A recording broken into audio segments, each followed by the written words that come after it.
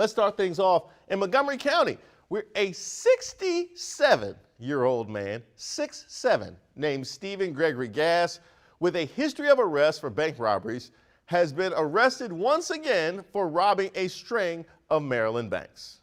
Stephen Gregory Gass, dubbed the Old Man Bandit, has an extensive history of bank robberies spanning 45 years. One of his first robberies was in Montgomery County back in 1977. In 2010, Gass pled guilty to 19 bank robberies throughout Florida. He was released in 2019, and last month, Montgomery and Baltimore County Police arrested Gass for 2 robberies in Montgomery County and 1 in Baltimore. He is currently being held without bond. God, what hasn't he done? Wow. You know, they need to get Annie U some more scripts with Old Man Bandit in it. That was a good match. He is nothing if not consistent. This man first got arrested during the Ford administration. That was his first bank robbery that we know of. Gass could have been robbing banks during Prohibition for all we know. This is the definition of a career criminal. Most actual careers don't even last this long.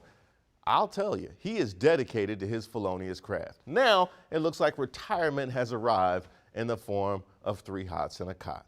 Now, we are staying in Montgomery County for the next story, where 6 women have won their primary elections and will join the county council, forming the council's first female majority since the early 1980s.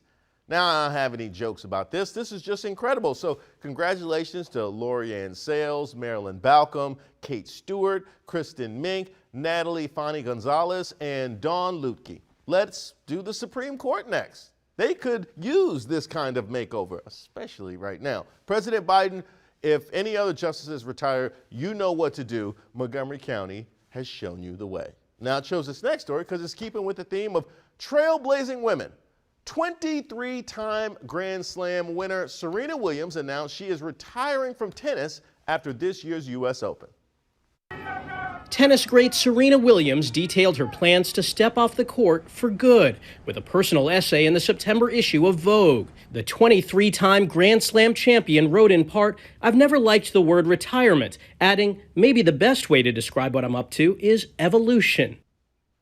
And she's not done just yet, but let me be the first to congratulate Serena Williams for having one of the greatest careers of any athlete in any sport. Very few people have ever been that dominant for that long, man or woman. She could in fact show up to the U.S. Open in Crocs and lose in the first round, and she will still be the greatest. Her legacy is set in stone. She is so incredible that Will Smith got an Oscar for playing her daddy after he slapped somebody.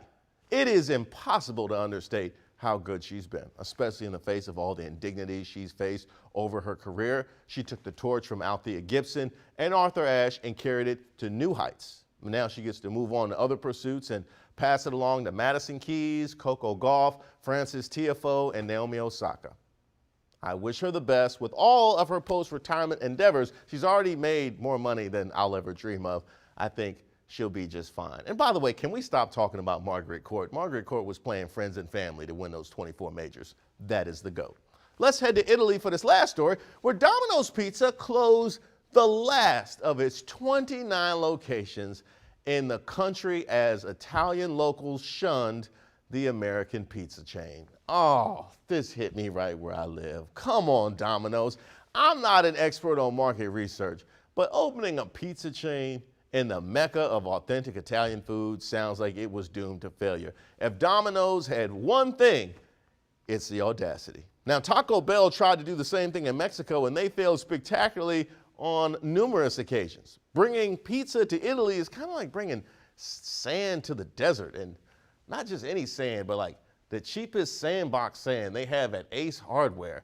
Nobody needs it, nobody asked for it, and nobody wants it. Italy took one look at Domino's and said, forget about it. They were madder than Michael Corleone. You had the nerve to bring pizza to my home, in my home, where my wife sleeps, where my children come and play with their toys, in my home.